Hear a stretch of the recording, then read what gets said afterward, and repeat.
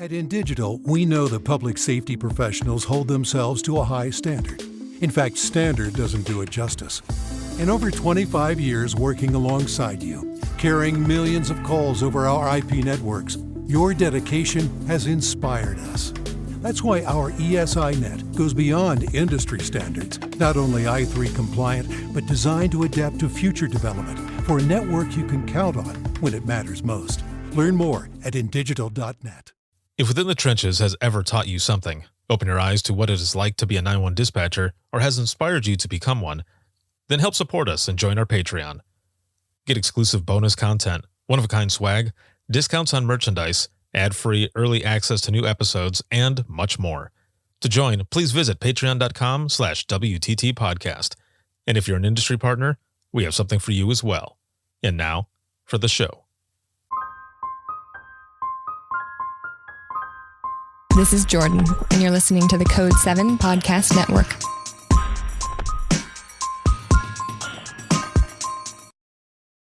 Warning. This episode contains the 3 A's of podcasting: adult content, adult language, and awesomeness. You've been warned.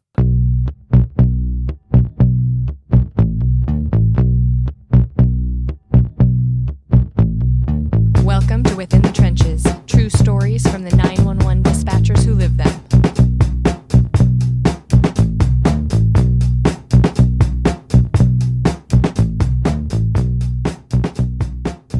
Hey, what's going on? This is Ricardo with the Code 7 Podcast Network, and this is going to be Within the Trenches, true stories from the 911 dispatchers who live them. This episode is sponsored by InDigital, a leader next-gen core services, and a big shout-out, as always, to subscribers of the podcast. Thank you for everything, but especially all of you who are here watching, listening, supporting, and sharing. I wouldn't be able to do everything I do if it wasn't for you. So thank you from the bottom of my heart. Thank you for everything. This episode is going to be this is a special episode. This is going to be different than what you're used to. Of course, there are a lot of stories shared. This episode actually has to do with a panel discussion that was recently done. It's December 17th right now, so it was last week the 13th, actually, during the Dare to Be Great virtual event. That was Dare to Be Great 6.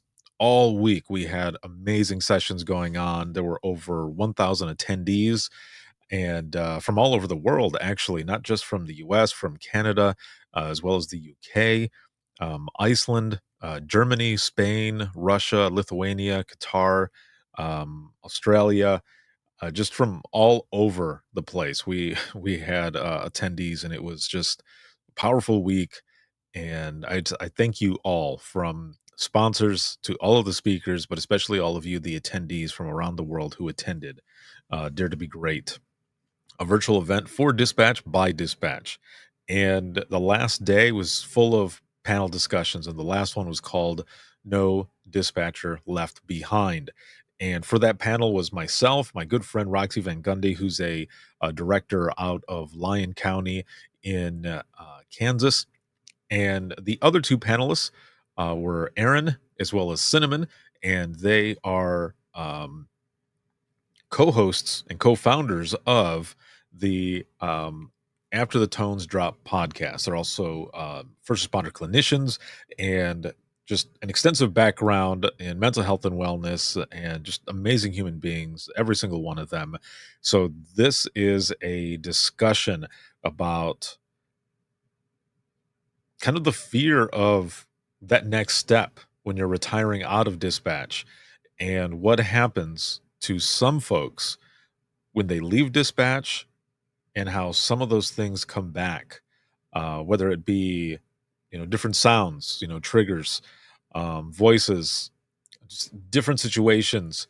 There are a lot of folks out there that are struggling and feel as though now that they are out of 911, they can't reach out to their 911 family because of imposter syndrome, or just the fact that they're not in it anymore.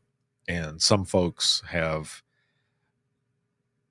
not reached out to them, or even vice versa. So it's a struggle. And we wanted to have this conversation to kind of figure out what the mindset is and how we can combat this, how we can make sure that no dispatcher is left behind, that no dispatcher feels alone once they leave. So again, long but powerful conversation, and I'm excited for you to listen.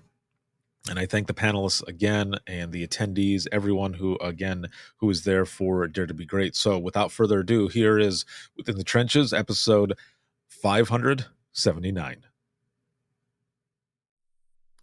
Hello, and welcome everyone to the final session of Dare to Be Great 2024. And we have 1,011 people with us from around the world. Amazing.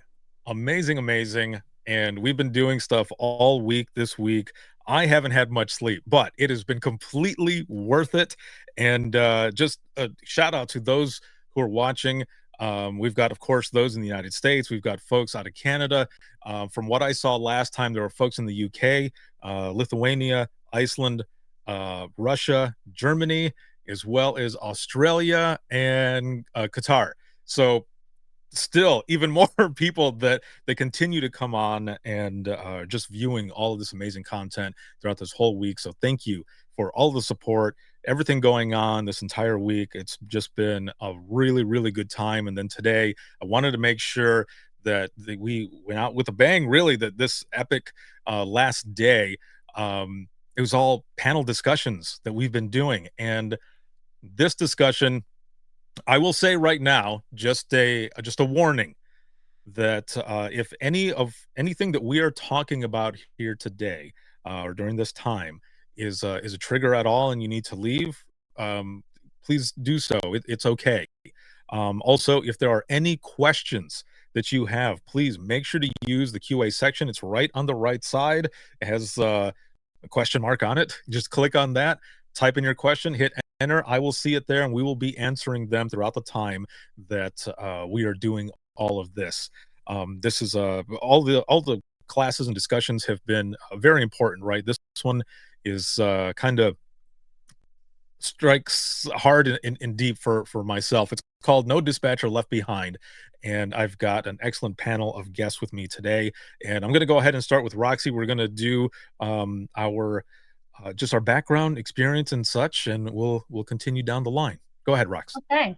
Well, I will say I agree with Ricardo. This topic is a really personal one for me, and kind of spawns from a lot of conversations that Ricardo and I have had over the past several months. So I'm really excited to see where this goes. I'm Roxy VanGundy. I've introduced myself the last 3 or 4 panels. So yeah, hey, it's me again. I have been a dispatcher for 19 years. I currently direct a center in Northeast Kansas. I'm pretty active in NENA. I was the co-chair of NENA Wellness. I then moved into being the second vice president for the NENA Executive Board, which is a huge honor. And it has really been eye-opening and such a great experience to get to interact with 911 professionals all over the country. Thank you for believing in me, and thank you for trusting me with some of your stories. I'm going to do everything I can to fix it for you and to be there for you and to try to make a change. So thanks for having me, Ricardo. It's always good. Thank you. And now we go over to Cinnamon. My name is Cinnamon Reiheld. I am a first responder trauma clinician based out of Cincinnati, Ohio. I started doing this work back in 2017. And after working collaboratively as the clinical support for a department who had a line of duty death, a fire department, I realized that there was a far greater need for mental health support for first responders than this one critical incident. And so I quit my job. I started whole house practice, whole house counseling as a private practice, catering specifically to first responders. And since then, we've expanded what our definition was to first responders and who we serve. And a few years ago, and Erin might talk more about this, we started a podcast as a response to only being able to work with the people in the areas that we were licensed. And so we started after the tones drop, which has more of an international reach, and it allows us to get that message out without only being able to serve our, whoever we can physically reach. And it's been a really empowering process for us as clinicians and as individuals, because we do get to hear more diversity in story, which ultimately just reminds us that this is a community that, regardless of which badge you're wearing, there are so many similar experiences, and we all need support to be able to navigate this. And I'm just really excited that we're able to be here and that Ricardo asked us to be a part of it. And I look forward to being able to participate. Awesome. Thank you so much for being here as well. And Erin?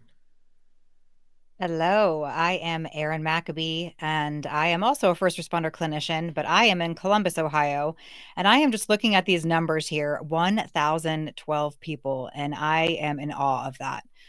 And one, Ricardo, how incredible. Thank you for doing this, but also how incredible for all of you, 1,000 people to show up, take time out of your Friday to be here to talk about something so important, because I am very clear that it's going to take all of us to support one another, to heal and change the conversations. And so I acknowledge all of you for being here. But, kind of like Cinnamon, the reason I'm here is because something bigger than me decided this is where I belong. And it was all based on about 14 years ago, the man I was dating, who was a firefighter, ended up deciding to take his own life. And I didn't know at the time that was going to be the beginning of my future with first responders and their mental health. Of course, that was a devastating time, but now it's one of those things where it's like, he is saving so many people through that. And that sounds wild, but I watch people every day step into vulnerability, step into a place of willingness as a result of me being able to show up and be here and guide individuals in the best I can.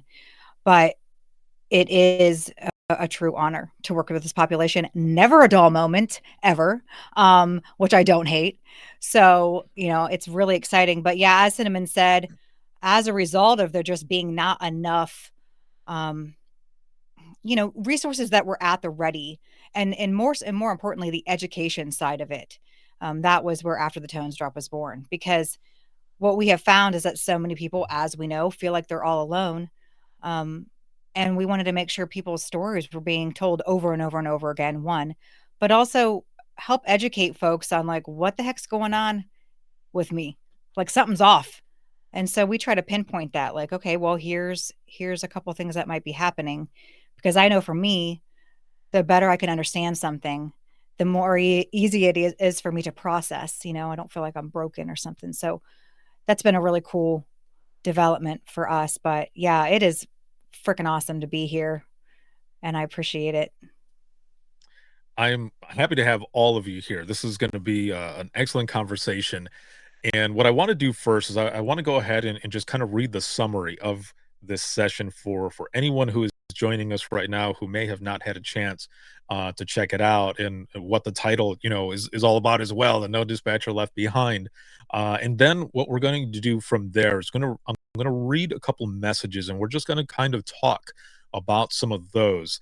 But maybe before that message, those messages as well, just kind of explain a little more of where this came from. So that'll be here in this summary as well. And like I said, if you have any questions, use the QA section there, but also anything in the comments, we'll be watching them and we'll be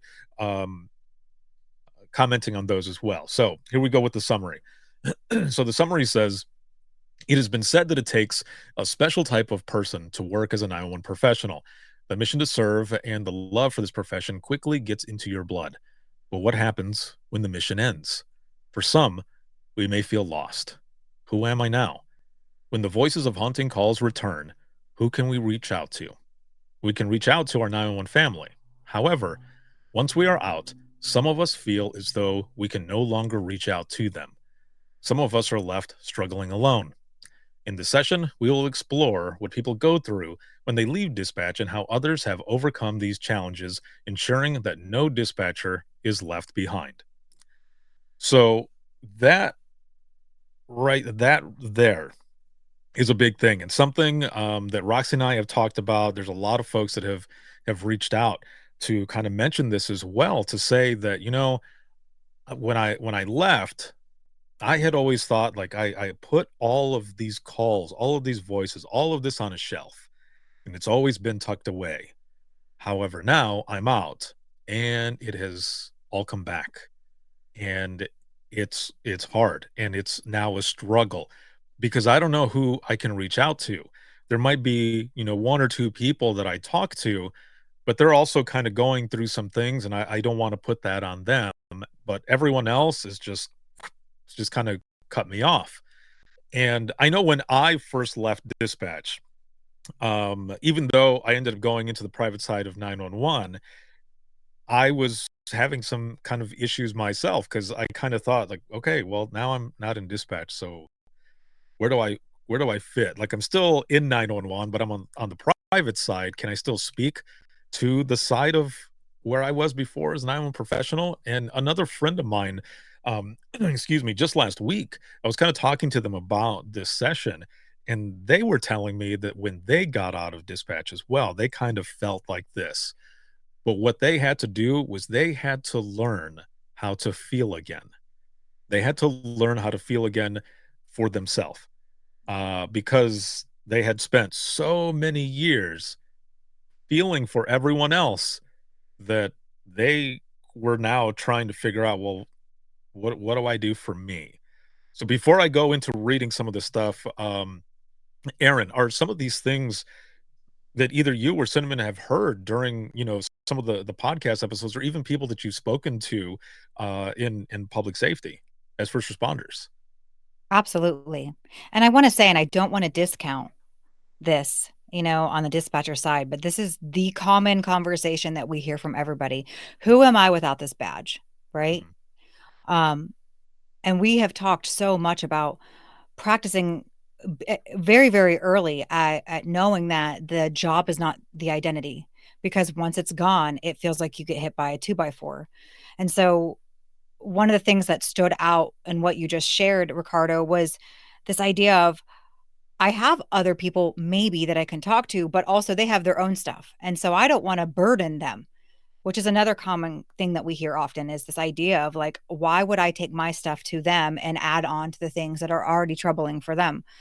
So both of those things really stood out, but this is the common conversation, and something that I think a lot of coaches and clinicians and advocates are practicing more about, encouraging people to have a game plan, because I don't care what job you do, when retirement happens or when the job ends, there is this weird deficit.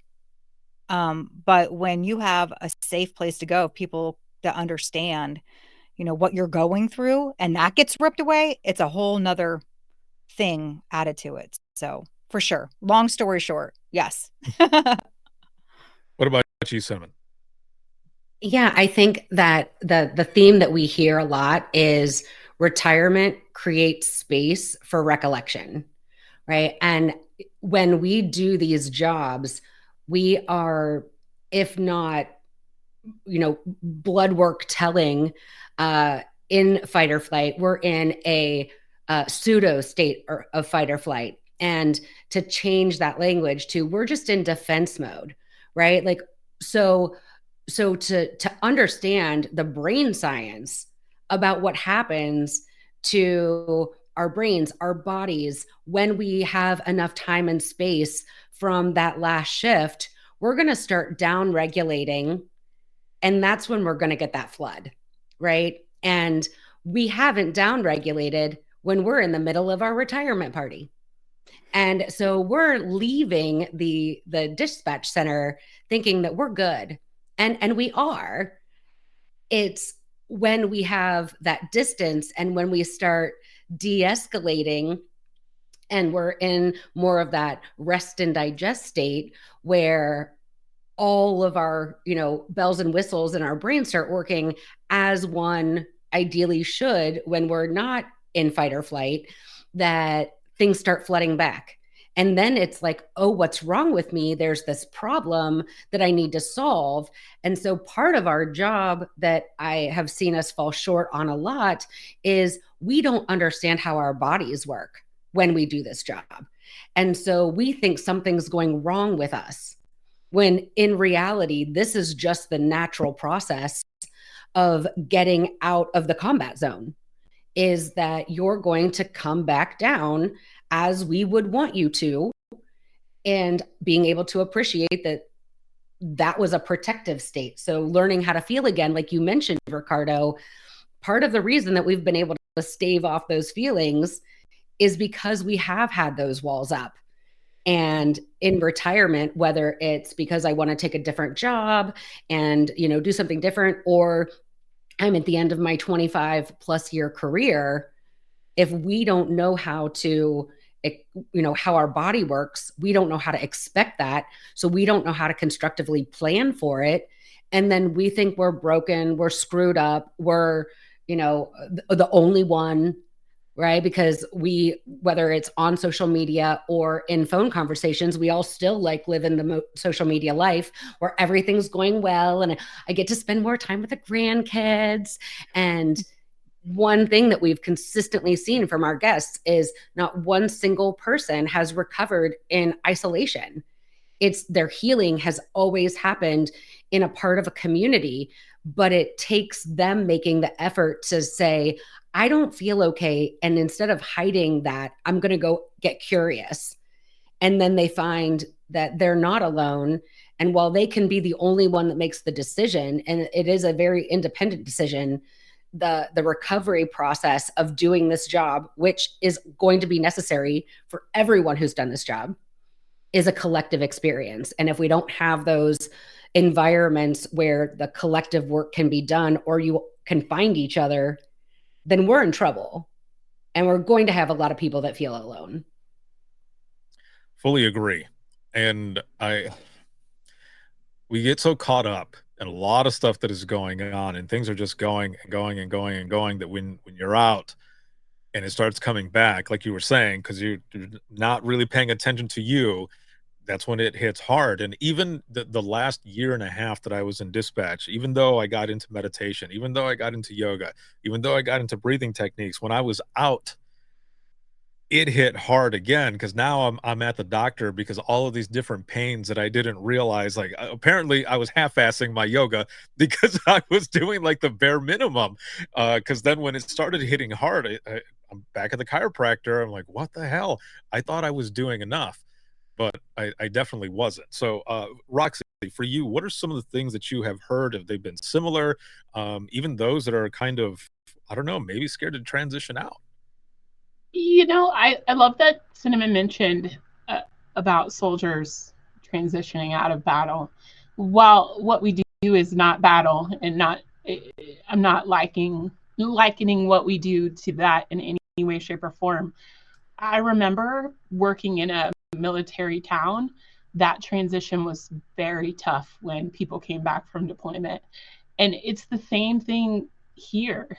That transition is rough, and nobody really thinks about the fact that, like we talked about in the wellness panel, a lot of us that are transitioning out, we were not given a good foundation of wellness, and we were not talked to about developing our own personality and our own, here's who Roxy is outside of the center, because that was disloyal in some way. If you weren't fully 911, if you weren't all in, if you weren't the job, then you weren't loyal to us. And when you leave, you're definitely not loyal to us.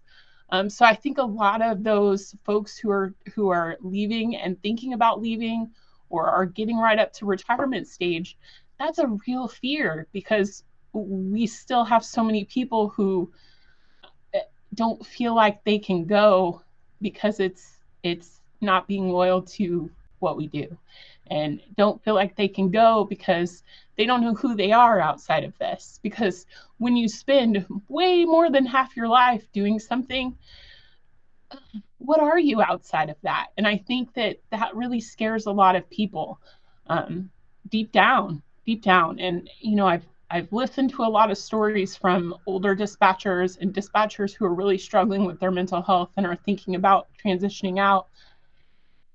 That fear is really deep seated, that I'm going to fail if I don't have 911. I'm going to fail if I'm not 911. They're all going to hate me because I'm leaving. There's just so many layers to it. And I think that, we're failing those who are getting ready to leave, and we're failing those who have already left, because we're just kind of letting them figure it out. And I have definitely seen that throughout my travels, for sure. So in the comments here, really quick, Carrie says, it feels like you were thrown to the side. It's hard. Yeah. So Yeah. what I want to say as well is, if you feel comfortable enough, okay, you don't have to do this, but if you feel comfortable enough and you have a thought like Carrie just put in there, or maybe you are in here and you have left recently or something, and you feel comfortable sharing kind of how you felt, please put that in there as well, because this is an open discussion. That's why we're doing this. So what I want to do is I want to read this first message, and then just kind of get what each one of you, like, what stands out, what you think.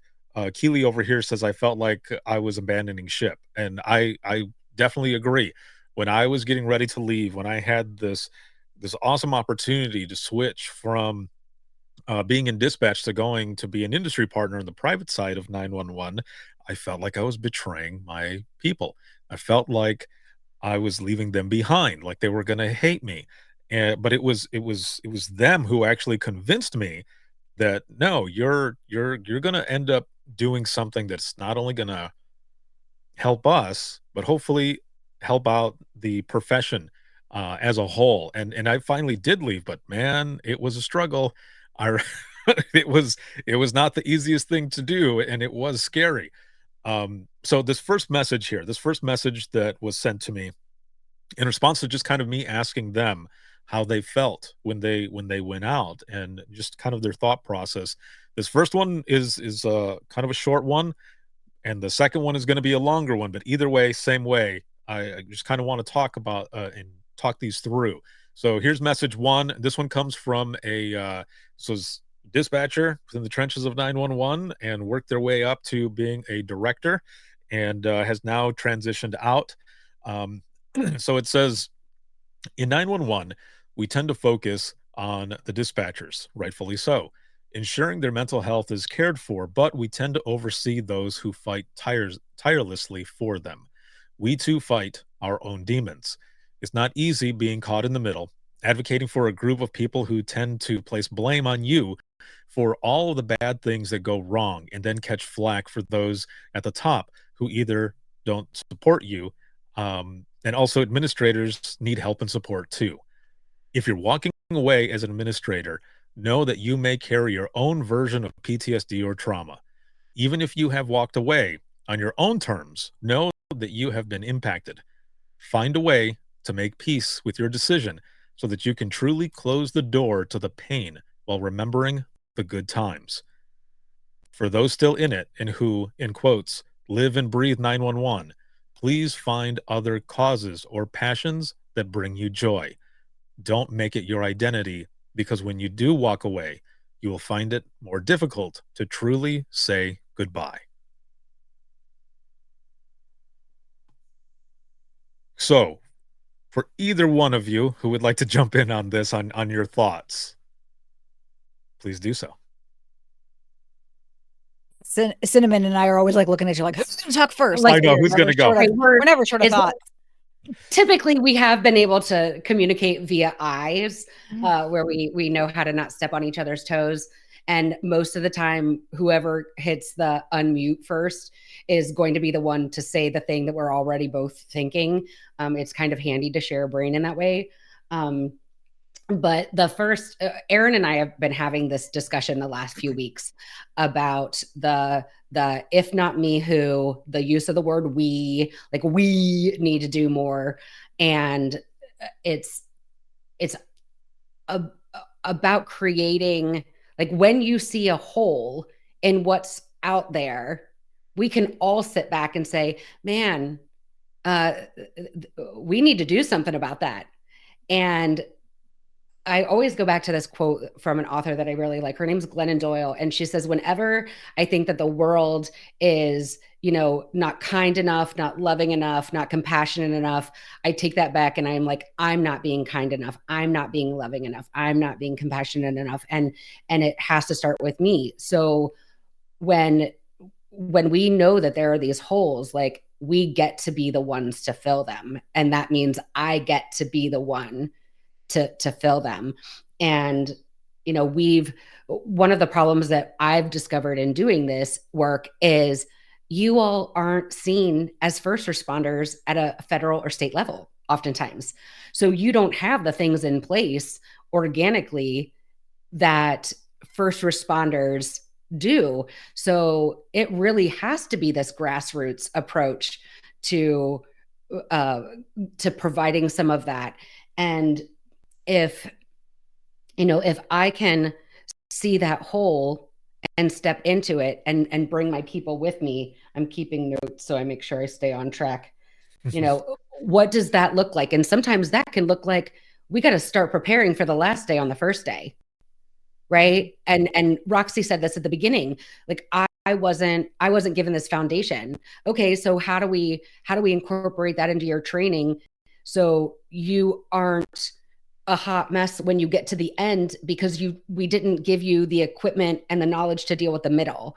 And how do we put those alumni groups in place? How do we put the, all of these things in place? And it's when you're in it, you're so busy, right? Like I wrote in the comments, like, it really sucks when you have to leave when we're in a mandated overtime crisis because we're in a staffing crisis. Nobody wants to leave their people in the lurch that way. So the idea that we're in the middle of all of this and we're also going to start an alumni group. Yeah. Who's got time for that? But also what Roxy was saying, as far as, who am I without this? When you're in the middle of a mandated overtime crisis because of a staffing crisis, you don't have a lot of hours of the day where you're not Roxy the dispatcher, right? And I don't know what people talk about other than work, because that's all I have to talk about. So, it has to be an intentional thing, and we have to create it. It's never going to just open up organically for us. So, and I don't think that's exempt to anyone, but leaving this, especially when you're sitting at the tippy top of the org chart, it's a whole different thing, because you do tend to look like the bad guy. Because what most people don't always think about is that even sitting at the top of the food chain, there's a whole nother food chain that we don't get access to. So even the people at the top of the food chain aren't always the ones at the actual top of the food chain, and they, get a lot of that heat. And I would never want to be middle management again and have to listen to some bullshit in one meeting and then go explain it to the people that I know are also going to see it, and how do you mitigate that feeling on top of also being the person who's taken calls for years and also doing the quality assurance? I mean, I think that if nothing else, the takeaway is like, of course this is hard. Of course you're going to have mental health symptoms. Of course you're going to have an identity crisis. The of course is so essential to this, because otherwise we feel like we're this unique, faulty, like I didn't do it right or something's wrong with me. So that of course piece is really got to be integrated, at least until we do better at starting everybody off by saying, hey, this is what's going to happen to your brain, and this is what's going to happen to your body. And then 20 years from now, when you choose to retire, it's all going to come smashing back like a train. So instead of having that happen, let's do this stuff in the middle, even though we're all inundated with call after call after call. Like, we've got to figure it out.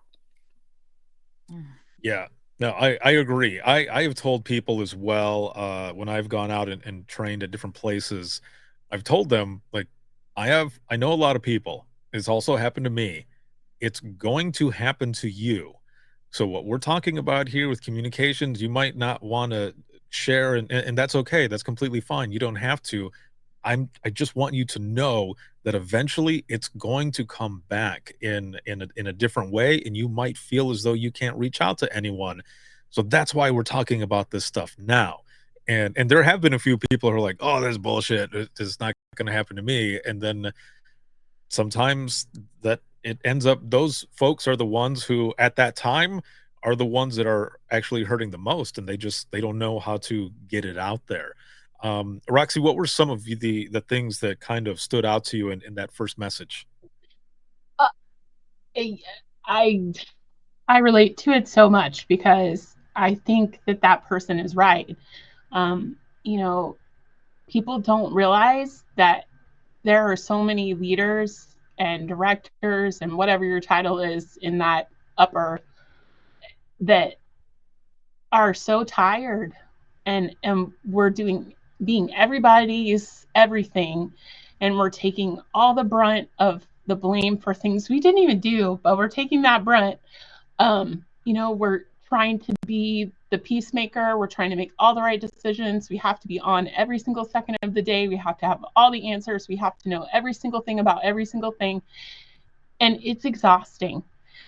And I think that person is so right. We have to shelf all of that other crap that we bring into promoting our traumas from being a dispatcher, our, poor foundational wellness. We have to shelf all of that because now we're in charge of all of these people. And now we're in charge of all of this money. And now we're in charge of all of these things. And I think that's another piece to this that we're really lacking. We have so many directors who care so deeply about their people that they are burning themselves to the bone, like they're done. And they're quietly walking away. I think that person, it was a surprise when that person probably left because they were probably everything to everybody, and then they were gone. And people were like, "Huh, what? She's gone?" Yeah, I think that there's more people out there who need support than we know, and it hurts my heart because I'm a big feeler, and Ricardo knows this, but I'm a big feeler, and so when I see on Facebook how people talk so poorly of those who are in leadership, whether they deserve it or they don't, it hurts my heart because there's so many of us that are trying so hard. And I'm going to win the record for getting upset the most in one Dare to Be Great. But I just think that we're not being considered as having issues too. And, it is lonely regardless of your circle. I have a real big circle, and I can't say that there are more days than not that I feel like I'm the only person in the world. So I really feel for that person because that hurts my heart that they feel that way. And I understand it so much. Thank you.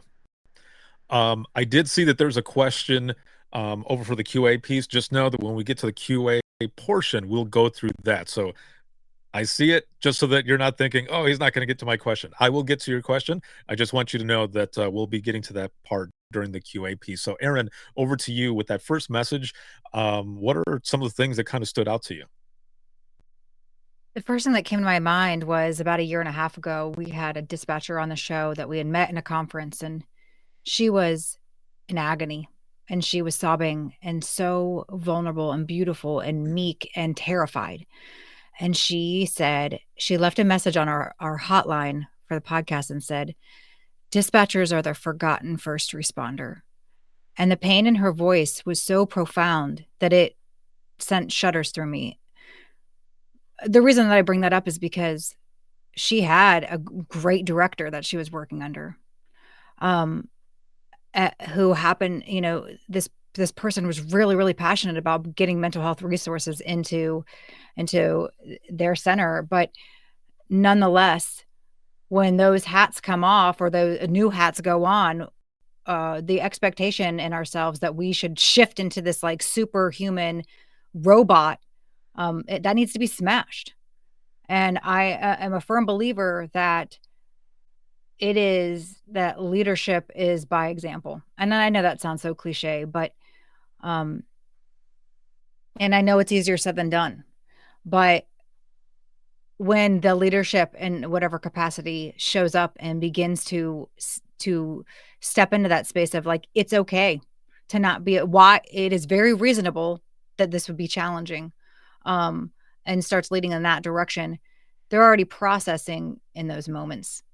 When it's time to go, they're not burning themselves out because it becomes team and community and, an opportunity for people to like step into their emotions. Because at the end of the day, we're all humans. We're all doing the best that we can with the tools and information that we have. I think Cinnamon and I probably say that on a daily basis.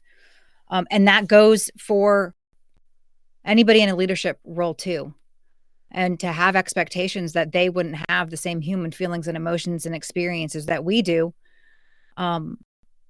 is unreasonable. And so what if we started playing team, instead of having unrealistic expectations of each other? Because if we're feeling like we're the forgotten ones, then there's a good chance they are too, especially when they're out in this, like, I'm trying to think of what do they call it? What did one of our departments call it when you go into leadership?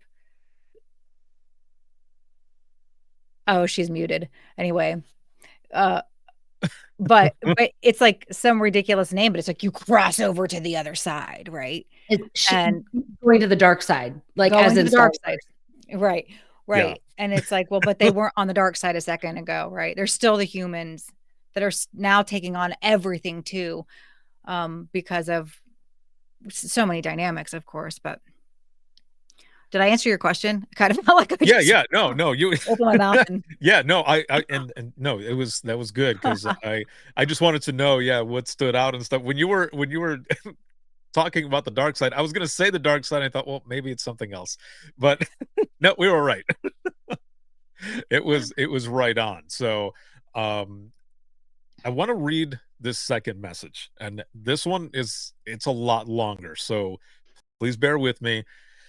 There's a lot of information in here, and we'll get through this one. So here it is.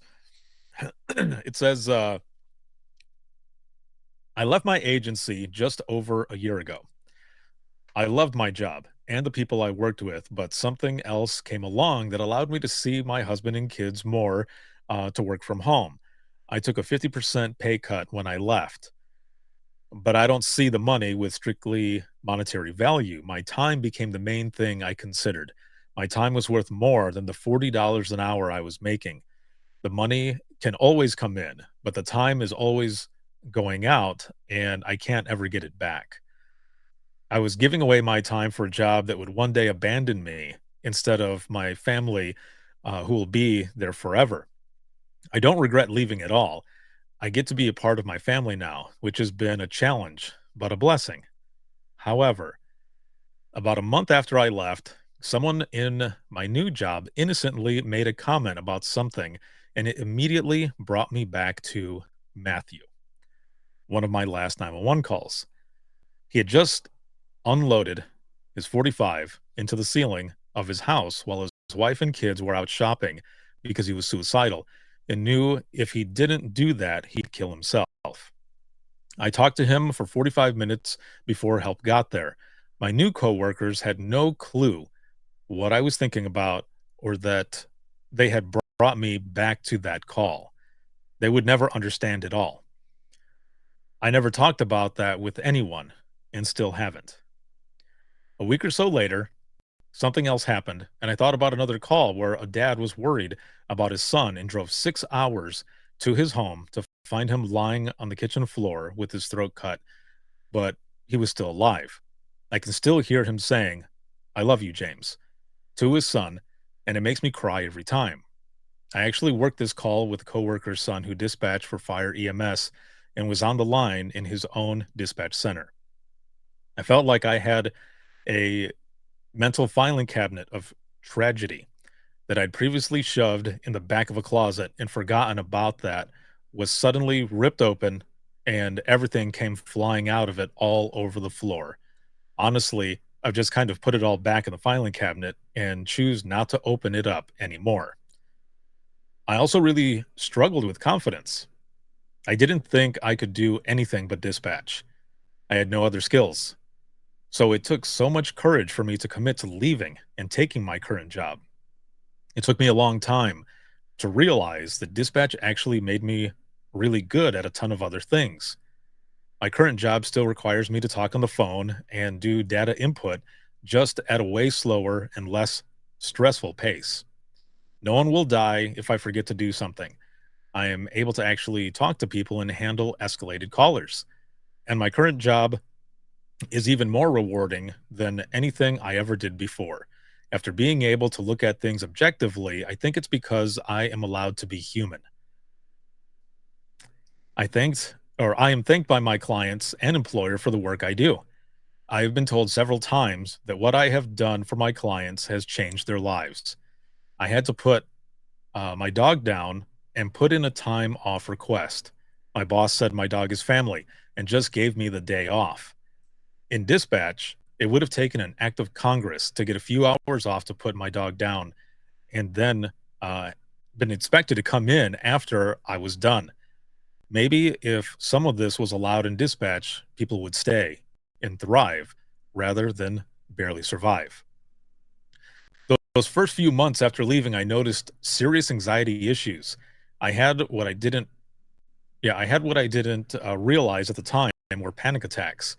This had never happened to me before. I was overcome by emotions and cried a lot in private. I was physically exhausted to the point that I had to nap during my lunch because I couldn't keep my eyes open. I felt like my body and mind were detoxing from being in fight or flight mode for 14 years. I also had to relearn how to be part of my family again and be around people in general. The first few weeks were really nice, and then I realized I had to do life with the people I love, not around them. I used to just go and do whatever I wanted or needed because no one else was around, and I didn't have to really discuss it or plan it with anyone. I worked swing shift or night shift or most of the time in dispatch, so my life was very separated for a long time. All of a sudden, everyone was involved, and that was overwhelming. I had to make a shared calendar with my husband, so we both knew what was going on with each other and didn't make conflicting plans because that was something I really struggled with. A few months after I left dispatch, my husband told me I was a different person and that I used to always be on edge and irritable. That made me emotional for a few reasons. I didn't realize I was so bad before, and it was embarrassing. I also was grateful I didn't have to be like that anymore. It's taken a long time, but I have gotten better about things and enjoy being around my family and doing things with them now. I don't ever have to miss another holiday, birthday, or kids' sports game again. I started going to outings for a women veterans group that I'm a part of and actually made friends. I stopped avoiding interaction with other people and viewing the world through pessimistic lenses that we are trained to do as dispatchers. I had to train myself to see the good in the world instead of only the bad. I still don't talk about anything related to dispatch with pretty much anyone at all. My best friend left dispatch many years ago, and we talk about things every now and then, but not often. She's the only person who I feel like it can relate to me. Only a handful of people from my agency talk to me still. Everyone else has never reached out to me to even say hi or comment on a social media post. Nothing. I saw the writing on the wall before I left, so I wasn't surprised or hurt by it. Everyone there is so emotionally and mentally drained. There is no room for anything extra like speaking to someone who is essentially irrelevant in their lives. Excuse me. Simply sending a text message to say hi and see how someone is doing is not a priority. A text message will demand a response and possibly some type of emotional or mental investment from an account that is running in the red for them. I know this because I was one of them. Leaving is the only reason I can see things for what they are now. Although I don't hold anything against the people I worked with, it's still really strange to see these people who I spent a majority of my life with for 14 years and literally cut me off within a day, and they may never speak to me again. I still technically work there part time, but no one has reached out to me to cover shifts for months. I hear about how bad things are and how much overtime they are having to work, but still, no one ever asks if I can help out.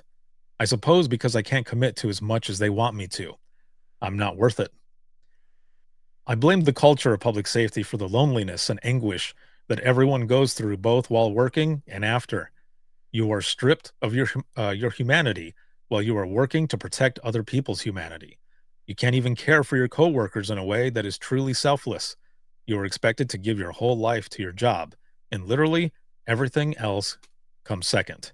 If you leave, even retire, the job abandons you, like your spouse who cheated on them. Honestly, I think the only way to fix this is to fix the culture of 911 overall. It's a dog eat dog world where people are trained not to be emotional or become emotionally attached to anything. This is not sustainable. It's okay to care about other human beings, and that might come with your own heartache, but damn, it's worth it. My agency is bleeding people. We had 7 supervisors. There are 3 left, and 1 has been there for less than a year. Everyone has a plan to leave when the straw breaks the camel's back. I truly believe it's because no one cares about each other, because they just can't let themselves.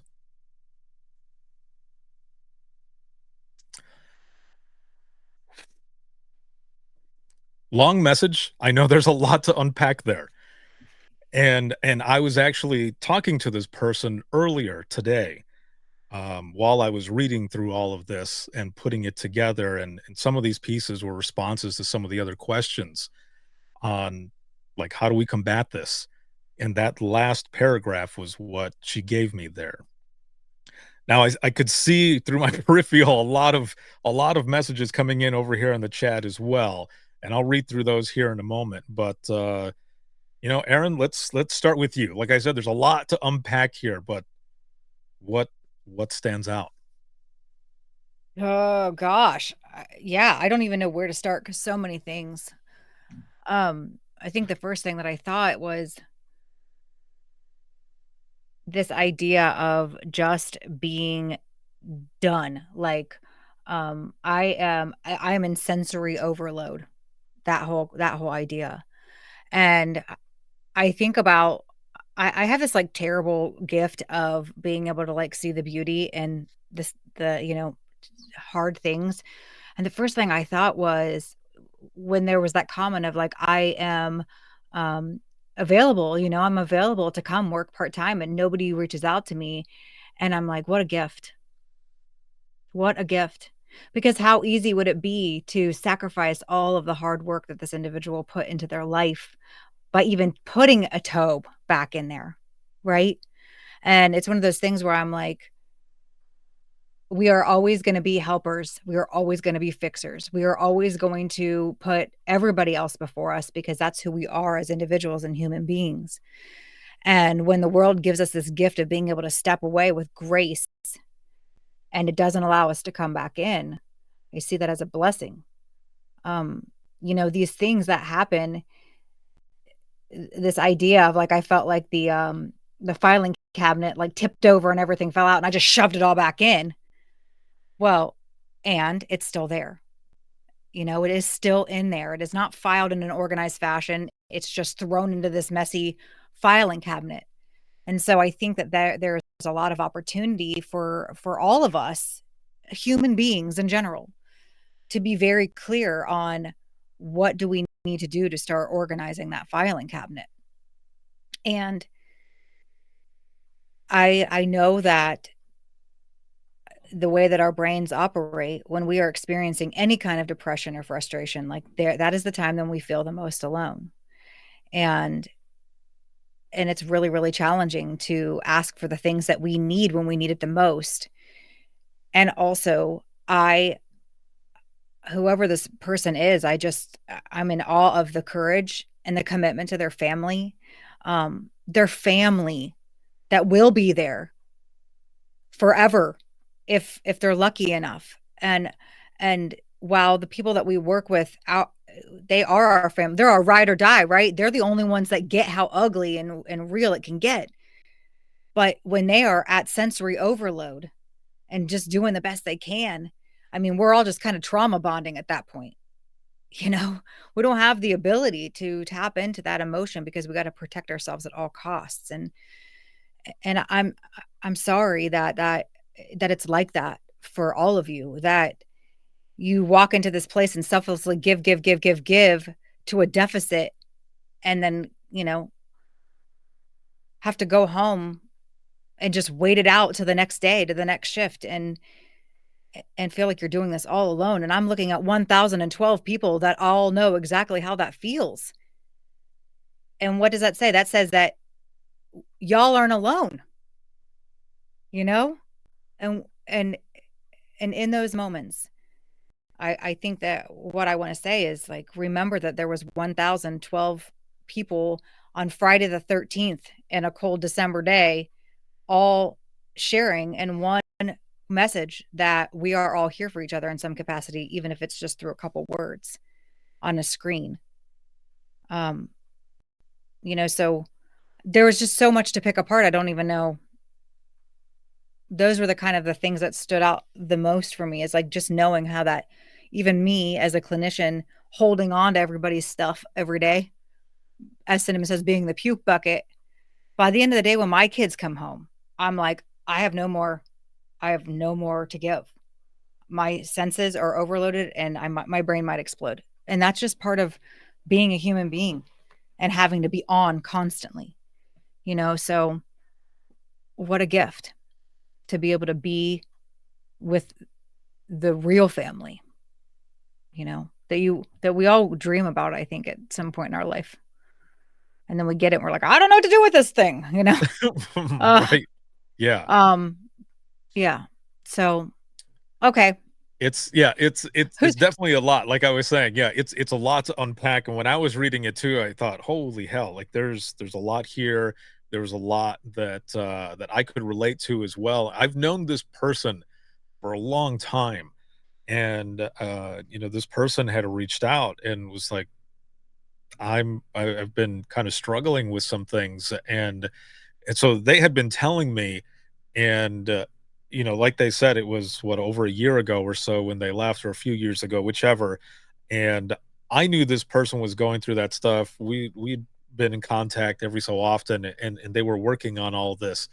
And when I reached out last week, to ask how things have been going, and told this person about this discussion, what was going on, I asked, as long as they were comfortable enough, to answer a couple of questions, and they were all about it, and they they were writing that stuff. What I didn't put on here was that at the very top of the message, when this person responded, it was, I had to stop myself because there was so much that they wanted to write about what they had gone through and have been going through, and how things have gotten better.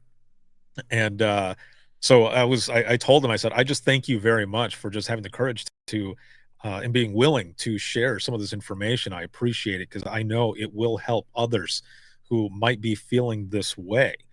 And Roxy, over to you. What are your thoughts from what you heard on this? Well, I'll say what I said in the comments. My first thought to that was, yep, that's exactly what it is. And I've heard that story in some form or another thousands of times. Yep, that's exactly what it is. And I will say one thing that really stuck out to me is I do think that it's very astute of that person to see that I don't believe truly, innately, that all dispatchers are cold and heartless and have no feelings and don't want to reach out to this person. I don't believe that. I think that in theory, everybody comes with good intentions, right? But I think it's very astute that she saw, and I'm just assuming it's a she, that they're at a negative in peopling and social skills and human connection, like they're at a vast negative. And even in my position today, I have to really think about not snapping at my husband. I have to really think about sometimes responding to text messages like a normal person would. Most of my friends on this call will probably tell you I'm not a very good responder sometimes. So I do love that she saw that's not an intentional thing she didn't think, and I don't think it is either. It's just that sometimes we are absolutely at the end, and there's just, I have nothing left to give somebody, and I would love to be able to say, yeah, that's great, I'm so glad that happened to you, or hey, how are you doing, I just want to check in. But that's not the first thing on my mind, and so I know that that's not good and that's not what it should be, but I definitely relate to that. And I did spend a little bit of time where I took a pause from 911 after an officer involved shooting, and I relate so much to trying to reintegrate yourself back into your family, and you never see how high strung you are until you've had a chance to like actually be a wife or actually be a mom or actually go and do things and have dinner at 5 o'clock where you can eat it while it's still warm. That was amazing to me. And so I really relate to that, and relate to her having these thoughts in her new position, because when I went off to work in civilian life, I did too. I was like, why is this such a big deal? There are people that are like having medical like, why are you freaking out? And I would think about all these calls that I had dealt with, and I couldn't really relate to normal civilian work life. So I really get that, and I really appreciate how deep she went into her feelings, because all of that, yes, absolutely, all of that. Yeah, I think I end up reflecting on years ago when I spoke to my wife and I was like, what was it like for you while I was in dispatch? Because we don't always know, right, how we are in any capacity of certain things that are going on. And basically I was kind of a dick because I was dealing with so much stuff, and it was like I kind of wish you would have kind of figured out your therapeutic side when you started sharing your stories a little bit sooner. And I was like, I apologize for that. I will take that. I will own it. And then, years later when I'm out of dispatch, and my son, and during an episode that I was recording, um he ends up saying, I ask him, what was it like for you? And he says, it's hard to miss something that you didn't have. I was like, fuck. I was like, all right. And that's in the episode. I kept it in there. I kept it in on purpose because I wanted other people to be able to hear that and know. Now, later on, he did he did some research on me and the stuff that I've done for 911 and everything. And he ended up telling me later on, he's like, I'm sorry for saying that. And I said, no, don't be sorry. Those were your true feelings. I'm glad that you said that. And he goes, but I didn't know. He goes, I didn't know at the time that you weren't just gone. You were helping other people, and you're still helping other people. And so he understood, but I kind of wish, like I always ask people, if you could go back in time to talk to yourself in the beginning of your career, or whichever, what is some advice you would give yourself? Not to change anything, but what would you tell yourself? And some of those things I would go back and tell myself, start like sharing sooner, start looking more into yourself, because the stuff is going to come back. And if you don't start working on it now, um, you're it's not going to be good for you. And you're going to be struggling, and you might not know who to reach out to. So that's one of the things for myself specifically. But over to you, Cinnamon, for everything that I just read and some of the stuff that we've been saying as well. What are some of the things that stuck out? Again, there's a lot there, but what are some of the things that stuck out for you? As I know I see you over there taking notes and everything too. Well, I have zero short-term memory. So if I don't write it down, then I can't listen because I've got to keep it like right here. Yeah.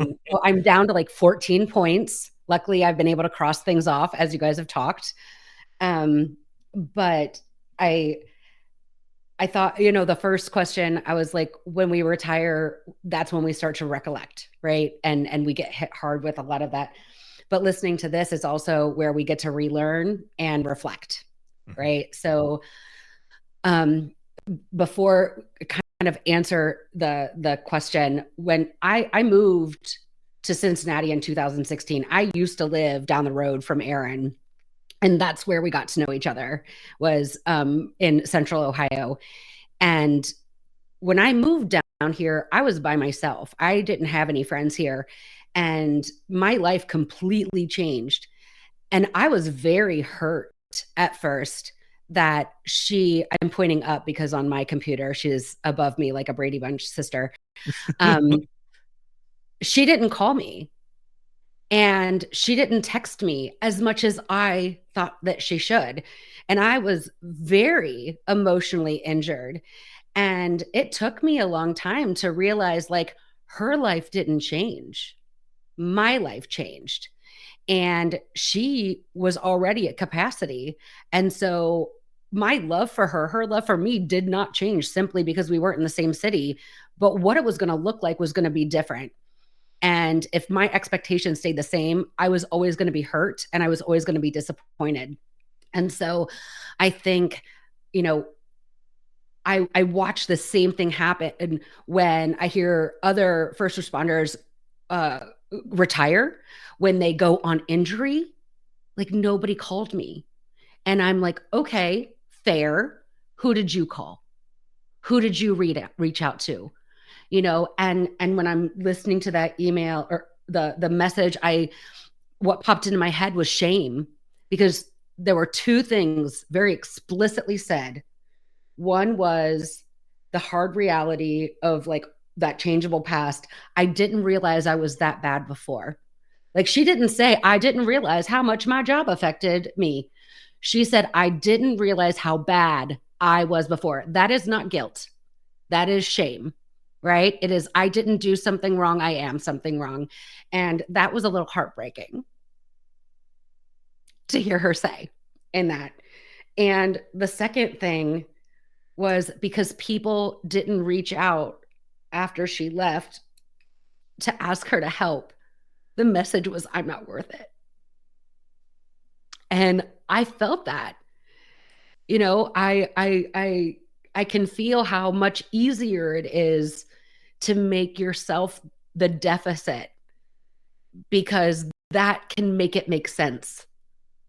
And so I'm always going to encourage people to also pick up the phone, because now knowing that previously you didn't have the bandwidth, and now you have this new opportunity where you can do all these things, like recall of what it was like before when you didn't have that, and now you do, so you can be the one, right? Like, let me be the one to change how this is worked. The other thing that came up at the end of what Erin was saying, and I'm surprised she didn't say it, so I'll say it now.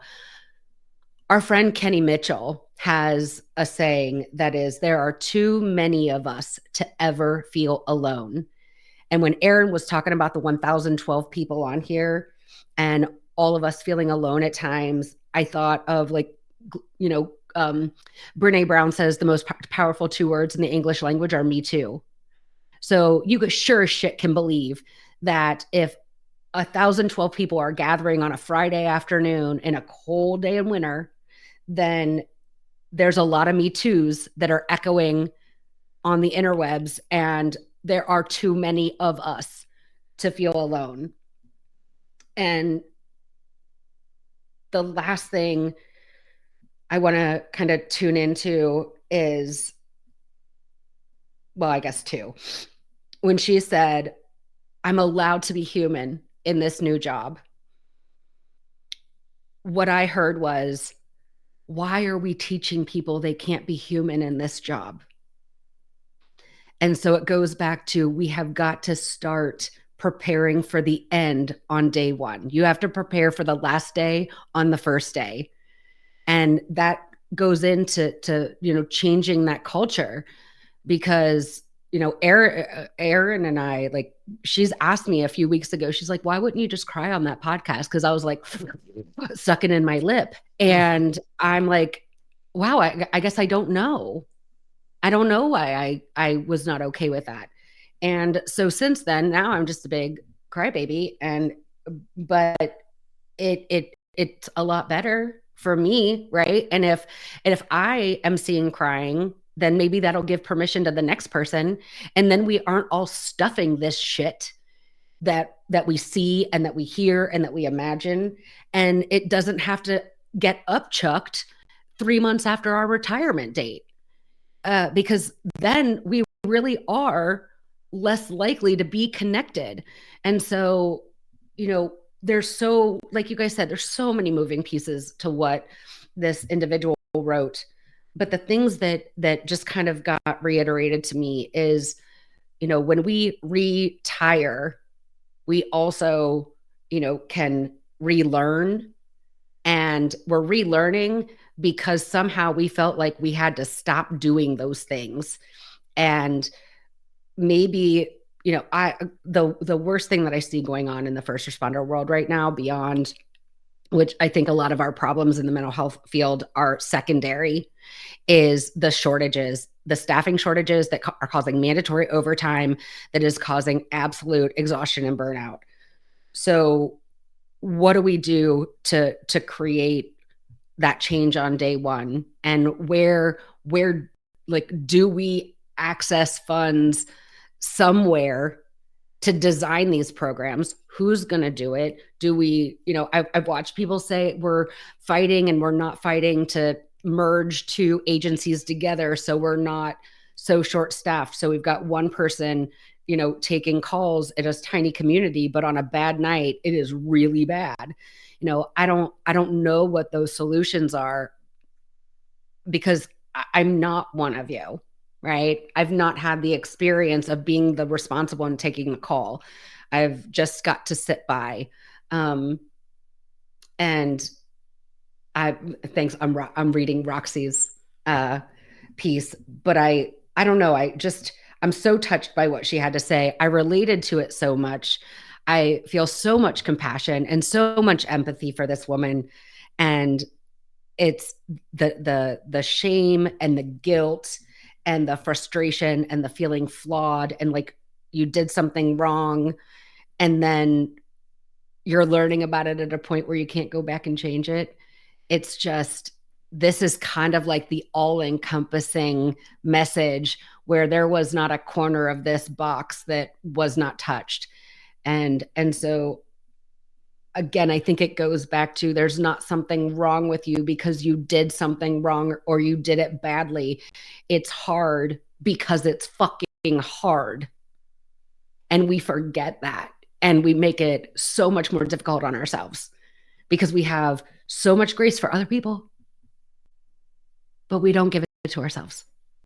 And so I would encourage those people, like Erin did, when you think that you're feeling alone, remember there are too many of us to feel alone. There were 100 or 1,012 of you today that would, I guarantee, would pick up the phone if you called them. And so now we just have to figure out, what do we do to make it easier to pick up the damn phone? Exactly. And agreed. Roxy, did you have something? I do, because I think that I'm going to call out 911 here. I think we have the choice to do it differently. We have to make the choice to do it differently, right? We have these people who leave us, and we need to send them off with light and love, right? We want them to come back into our family. We need to make the choice and really be intentional about reaching out to these folks and telling them, hey, we would love to have you at our employee barbecue. Hey, we'd love for you to come and swing by the center sometime when you're not busy. we have to make the choice to do it differently. It's just like wellness. It's just like telling our stories. It's just like so many other things. We have had all of these traditions that are not always good ones ingrained in us so deeply that it's like me being a child of alcoholics. Like, I had to make the choice to stop drinking, right? Like, that's all I knew how to cope with things, because that's how I watched it. So we grew up in a 911 where we were only taught how to do things a certain way. We have to make the choice to do it differently. Like, I go back, Ricardo, to thinking about Nicole. If we just would have made the choice to do it differently, maybe she would be here. You know, if we just would have figured out some way to bring her in, maybe that would have made all the difference. You know, it makes me so damn mad that we're stuck in this perpetual cycle of doing it how we've always done it. And it's failing. It's failing us. It is failing us so deeply. And I just always go back to her. Like, what if we would have figured out a way to bring her back to us, you know, and to show her that she still had value and worth, and that being 911 is still something she could do outside of 911. And I'm so angry at myself for not trying harder to find a way to make her see that. And so I think that we can find a way and make the choice to do it better.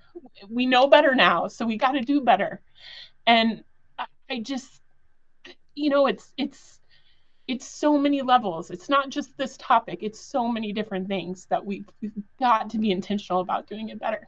So, yeah, I get a little worked up too, Cinnamon. So,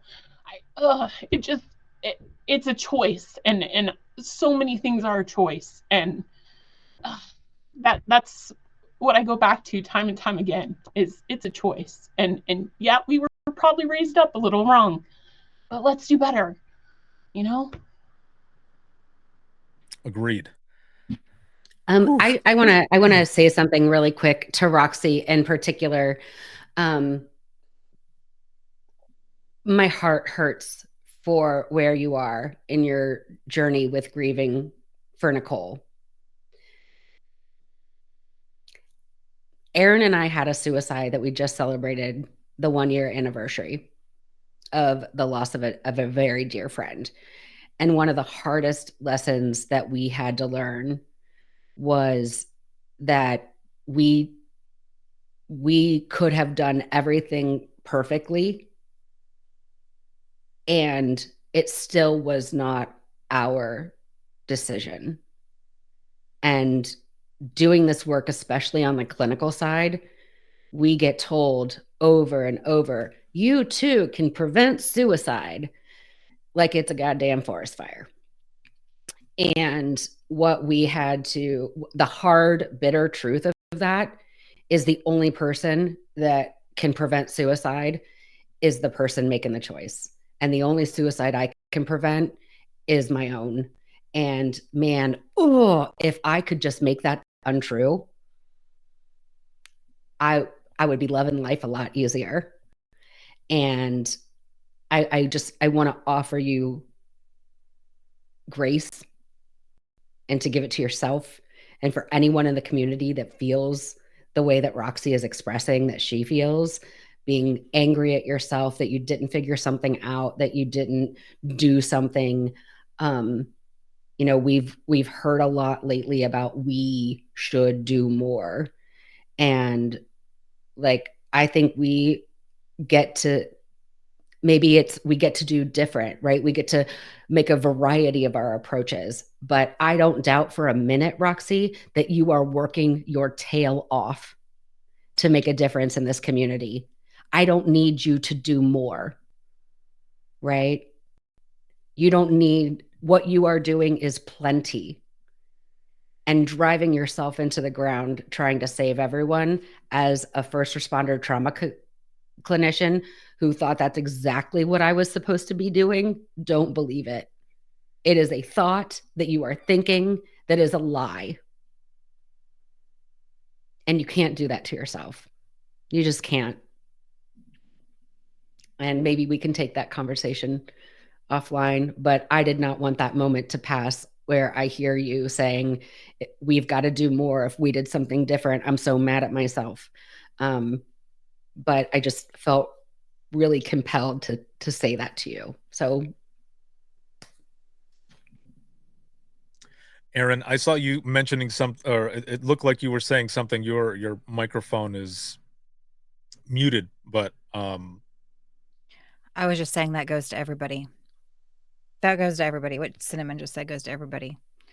That's it. See, I probably wasn't even supposed to say it because my mic was muted.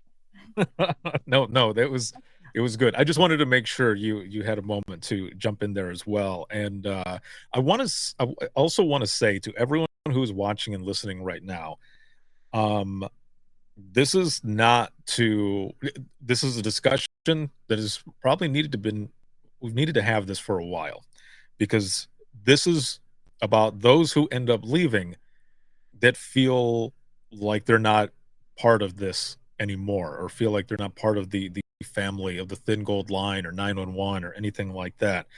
And so I say this as well because I know that there have been other organizations or other people who are like, oh, you guys are doing all these different sessions where you're just telling people to leave. And we're like, no, we're not telling people to leave. We're trying to make things better for those who are in it now, those that are getting ready to leave, and those who are already gone. Because there are a lot of folks who are gone that I have spoken to that have said, I kind of wish I could, even maybe volunteer at a conference or maybe go and do this or that, but I feel like I'm not welcome, or I'm not part of it anymore. I'm like, fuck, like, what are we doing? Like what we've been saying, and I don't mean just like we, like us. I mean like 911 as a whole, or some of these other places, these other organizations rather. What is going on? And when I've talked to people, I was the last place that I spoke at was for the Atlantic APCO conference. It was in Maine, and part of the keynote that I was doing was that Imagine Listening session, where dispatchers for those first 30 minutes get a chance to share some of the stories. They can share a save, right? But also some of the stories that they've kind of been holding in. And I've only done it one other time where it was part of like the actual keynote piece. We transitioned into it, and there were so many people that wanted to share their story. So many people. And it was just going on and going on. And I I had to apologize to some people because I had only brought so many challenge coins, but that was so many people who shared. Like, luckily I had some pins to be able to give as backup. But also, when I told these folks, I said, I'm sorry, I don't have some of these extra coins. They're like, it's not about the coin. I just wanted to be able to share for myself and anyone else who might be dealing with something hard. Now, what I also want to share here, I've been holding on to this picture actually, and it just came to mind while I was listening to each one of you talk. Now, this picture and the person who's on this picture, and she doesn't know that I'm about to do this. I just pulled this from a message that I got. We were kind of talking about this a while ago. And this is not the person who wrote any of these messages. So I just want to make sure to put that out there right now. But it was just talking about those who, like, we talk about, like, especially with like the I Am 911 movement. And this person said that they had a moment where they're like, I am still 911 and always will be. And she gave this to me to post. And I hadn't posted it yet because there's been so many things going on. And I want to show this now because I think this is perfect. So about 6 months after I launched the movement, I had people, I called it Project I Am 911, where I wanted to humanize the voice within the trenches of 911 by just kind of showing their face and having I Am 911 on their hand, to just say, like, I'm basically the human, like, I'm the person who's there with you, and you stick with me, right? And people were sharing their stories to be able to get it out, and all of us, connecting, and we still do. But when we were talking about this, she goes, I just wanted to kind of share this or give this to you to share it out there to say that when those folks leave, it's not a one and done. There's still 911. So let me see if it pops up here. So there it is. So she has it on her hand, and she's got the still in there as well. That's my good friend Krista out of Michigan. She's awesome. So I just wanted to share that there, and just to say, for anybody who is out that feels like you're not anymore, you always will be. And we need to continue to reach out to each other because we're what we have. And of course, those who seek help and all too, that is good as well. But we need to continue this conversation going because obviously there are a lot of folks that are still hurting out there. And some of them don't know who to reach out to. I thought this picture was perfect to be able to show that you still are, you always will be, in a different capacity, right? But we're still here for each other, and we can do this. We just got to be able to do this. We can do this together through communication or whatever it may be. So I know it kind of came up a little bit already of, I'm not sure how to do this, but just talking out loud and anybody in the comments or anything like that, how do you think there's a way to combat this when those are out? Or even as we were talking, Cinnamon, you mentioned it, like on day one, already preparing for when you go, because it gets into your blood quickly. It gets into your blood really fast, public safety, and wanting to help and putting yourself into it completely. And then when you're getting ready to go and you're scared to go, even when you transition to a different dispatch center, it's scary to go to a different place because now you're also learning a whole different dynamic of working with people that you really don't know. But I don't know, a way to prepare exiting and then somehow still staying involved if you want to stay involved, right? But also feeling comfortable enough to be able to continue to reach out and say, hey, I'm kind of dealing with some things. You are a person that I worked with. How are you dealing with some of that stuff? And I know we kind of mentioned as well, like the person who wrote that second message, like there are folks out there that are so, I guess, destroyed, in a sense with overtime and everything that's going on that they might not have any more to be able to give, but just to listen. Like sometimes you don't even have to say anything, just to listen. So I guess, what are your thoughts?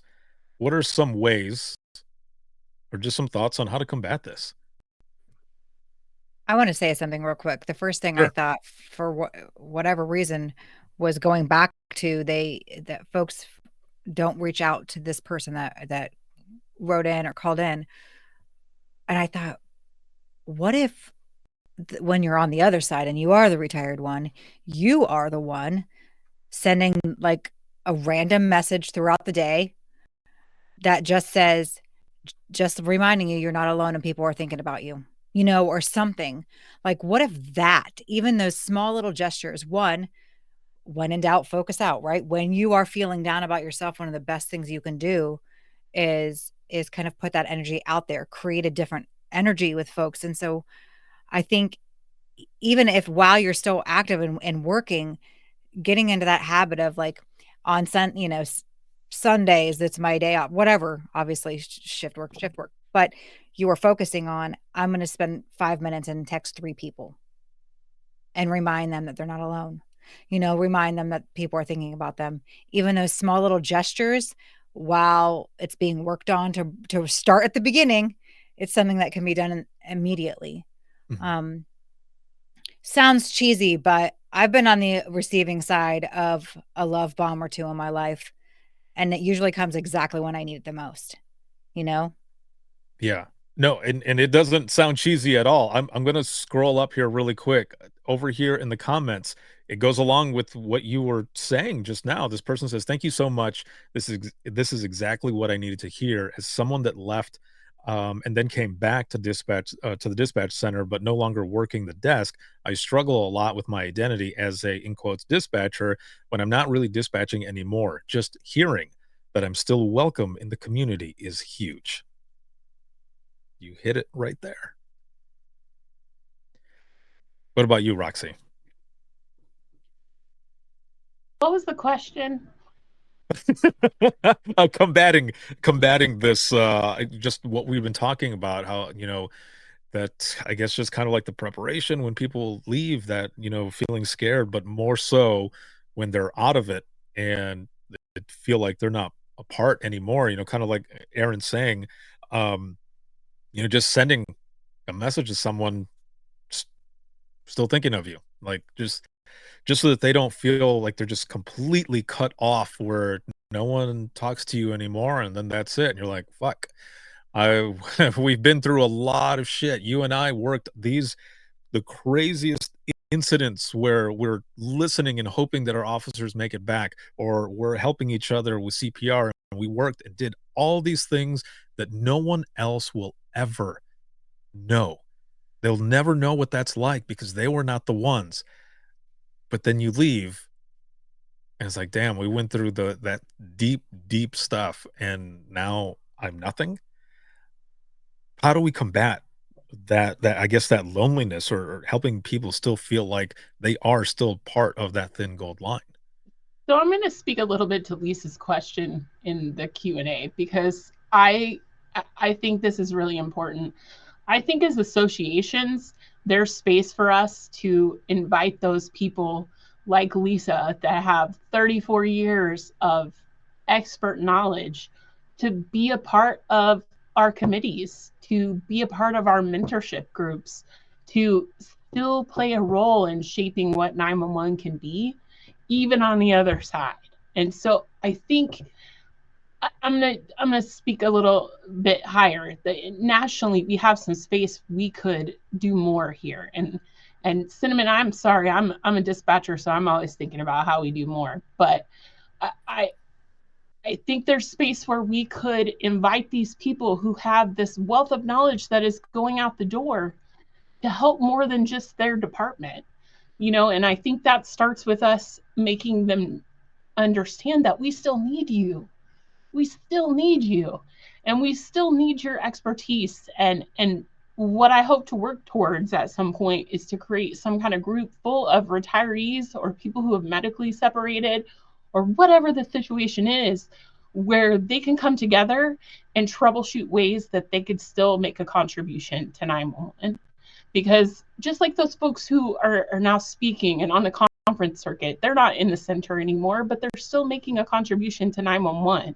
So why not you, Lisa? Like, why not you? Right? And so maybe that's not speaking, maybe that's not training, but you could still play a hand in committee work. You could still come to conferences, and I think as associations, we could find more ways to give those folks with all of this knowledge a pathway to come and join us for conference. I want to tell everybody that they're welcome, and that means people who are still in and people who are 911 out on the streets. Everybody's still welcome, and I think there are pathways where we could get better there, and really take the knowledge that people like Lisa have and put it to good use for everybody. Thank you for that. Cinnamon, you were writing some stuff down, so I'll come back to you. Yeah, I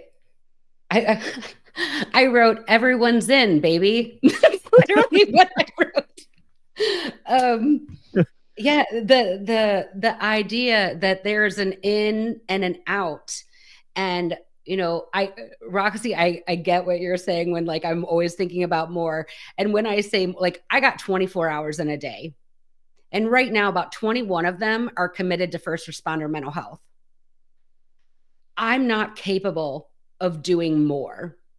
I am capable of getting more people involved and continuing to be creative and come up with new, different ideas of how to engage.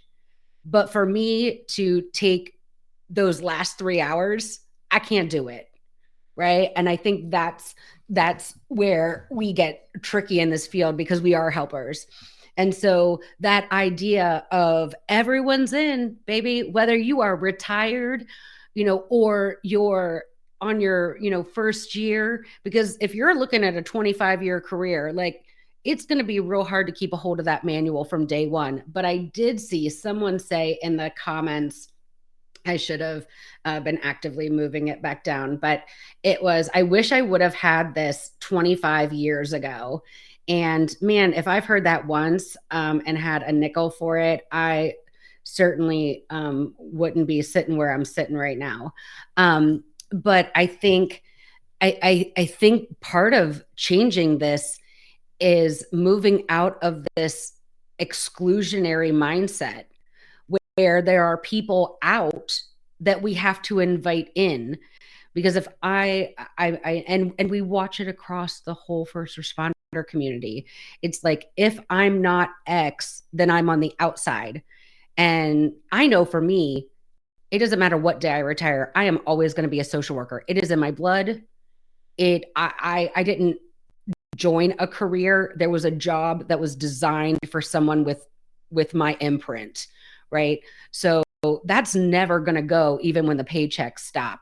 So I'm not going to be on the outside of that. And maybe if it's starting to break down that myth of there are those of us that are legit because we're still collecting that paycheck, versus like, of course, like, I appreciate that I'm still 911, but where did that mentality come that you weren't 911 because you weren't doing the job anymore? Like, you don't undo all of those years of exposure, because now I loved that now you're in the 14th of the month club. Whoever mentioned that in their comments, because they get their retirement checks on the 14th. Again, I think it always goes back to initiatives versus culture change, right? If we're identifying a problem, our solution can be both the how we address it, but also, like, how do we speak into shifting the culture so we don't have to make people feel included, because we never made them feel excluded, right? That we were breaking that idea from day one that when you retire, you're useless to us. Like, shit, I don't care if somebody's got a year in on a paycheck. If you've done this for 25 years and now you're only getting your check on the 14th of the month and it's a partial percentage, you still have more wisdom to offer. We are not done with you. We need you at the table more than we need a lot of other folks, at that table. So, maybe it's about messaging. I certainly don't have all the answers, but I will be happy to discuss them and brainstorm and come up with them so that we can at least leave 3 hours for Roxy to get some sleep. So that's just what I want to say, because I want to make sure no one heard my messaging to Roxy in a negative way of like, stand down, Roxy. Like, no, girl, I just want you to be able to get some sleep. That's all. Oh, this has been, I told people, I said, this last panel discussion is going to be deep, and there's a lot to unpack, and we could probably talk for even more hours, but we've got a lot of information that we gave. We've got tons of folks in the comments who have given their opinions, how they felt. And thank you, all of you in the comments, in the chat, being all of you here and sharing your feelings, the courage to share your feelings. Like I said, if you didn't feel comfortable, you didn't have to, but a lot of you did, and I thank you for that. And even if you didn't, that's okay, because you're here in support of each other, and that's what this is all about. That's why we wanted to have this discussion. It's why I wanted to have Erin and Cinnamon on as well, because of their expertise and what they do with After the Tones Drop podcast and the folks that they've spoken to. And someone had mentioned, it's pretty high up where I was scrolling, but someone had mentioned if this session had been in person versus virtual, it would have to be a week long because of the amount of hugs that everybody would be giving each other. And I love that. That's what that's the understanding that we all have. It's hard to do, but it's just like the Imagine Listening session. It's hard to explain what it feels like to be in a room with a bunch of people who know exactly what it's like that you're going through, and to hear people share their stories, and some folks just break, but then have other folks that they might not even know come up and give them a hug and say, "Hey, we're here for you. It's okay." And it just continues going, and that's the kind of cycle that needs to continue to happen. But it's because of conversations like this, the work that Roxy does, the work that Erin and Cinnamon and so many other folks are doing that are gonna make things better going on. Everything that I've done, and I know a lot of people have said the same thing about themselves. We want to leave 911 in a better place than what we found it. Because this isn't for us. Well, it is therapeutic for me still to continue to share my stories or to help others share their stories, right? But this is more to help those people that are still in it, the people who have, retired out, who are struggling, but also to prepare that literal next generation of 911, those first responders that are coming in so that they have it better than the way it was when we started. That's what this is all about. Man, we're gonna have to hug it out right here virtually. Like, yeah, drop that mic. Oh man, this has been a great one. I want to look in the questions over here really quick. It says, at Lisa, if you still want to get involved, please contact me. I'd love to get you hooked into a committee with Nina. So that was Roxy there. I'll put her to work. Yeah. Excellent. That is excellent. So we've got all this other information that's in here as well, and this has been really good. Um, oh, I don't know what happened. Roxy's kicked her out. She was having issues with it before, where it was kicking her out, and she's like, "I don't know what's going on. My computer's possessed." I was like, "Dude, you must have a ghost in there or something." And I don't know if she put something back in here. I'll bring her back in. But either way, we are going into the wrap up of this.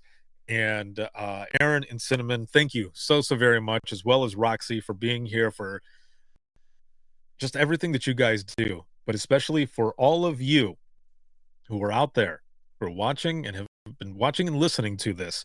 You are not alone. You're not alone. Like you were saying, there's too many of us to feel as though we're alone. You are still 911. And we are going to continue working on all of this, and it is going to get better. I know it will. As long as we can continue these important conversations and the work that is going on, there's Roxy.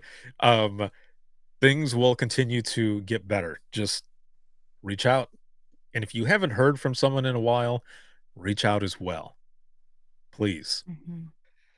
I want to thank all of you once again for listening, and really to everyone who was there. Again, as I said in the beginning of this, to everyone who was there, from the attendees, the sponsors, the speakers, everyone. Thank you so much for making Dare to Be Great an amazing week, and especially for this session. Again, a powerful and very much needed conversation. And it is something that we're going to continue to do. I mean, we've been doing it here within the Trenches Media for over a decade, talking about mental health and wellness, talking about sharing stories, talking about the fact that it is okay not to be okay, but then what's the next step? Where do we go from there? Who do we talk to? How do we continue that cycle of healing and being open, but also being able to share these stories so that others will hear them and be inspired to open up and share theirs as well, or to seek help or to reach out. So again, thank you for everything. This was a very powerful discussion, and like I said already, it's one that we're going to continue to have and figure out how to combat this so that no dispatcher is left behind or even feels left behind or feels alone. None of that. As they were saying, as the panel was saying, there are too many of us to feel alone. Too many of us. Excuse me. So I just want to thank all of you once again for everything that you do. This is not an easy job. It is not an easy profession. And with all the hell that comes with 911, there are a lot of rewarding moments. Remember those. I talk about journaling. If you haven't done so or thought about it, get a journal. Write down some of those wins so that when you have those crap days, you can go back and look at those wins. And remember those rewarding times while you're doing what you're doing. And just know that you're not alone. There are a lot of us here, and we have each other. We're the ones who understand what it is like.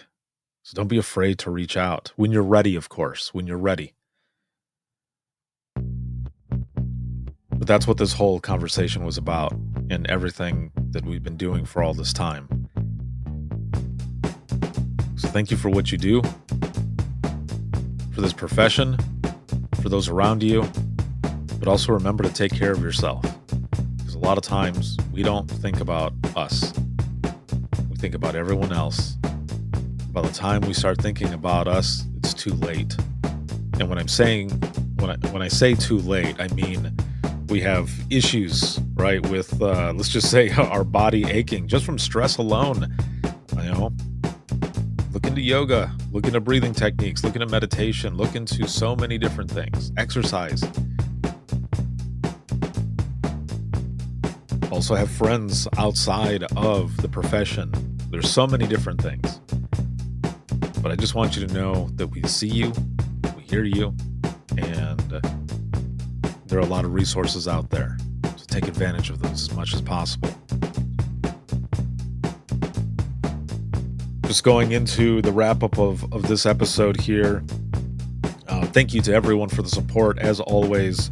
And there's so much more powerful content that's going to be coming out. If you haven't had a chance to check out Dare to Be Great 6, make sure to head over to Crowdcast. I'll make sure to put the information in the notes and such so that you can register for the virtual event. It's all going on right now in replay mode.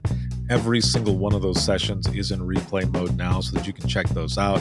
It's free registration and they remain there forever. So you're able to go back and watch as many times as you want to get more information or whichever. So make sure to check that out.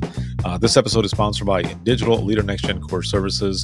Shout outs to patrons as always. You can see this on Facebook, YouTube, as well as X and LinkedIn Live. And you can listen 24/7 on Apple Podcasts, iHeartRadio, Spotify, your favorite podcasting app, and withinthetrenches.net. Have a good one, everyone. And we will see you all in the next one.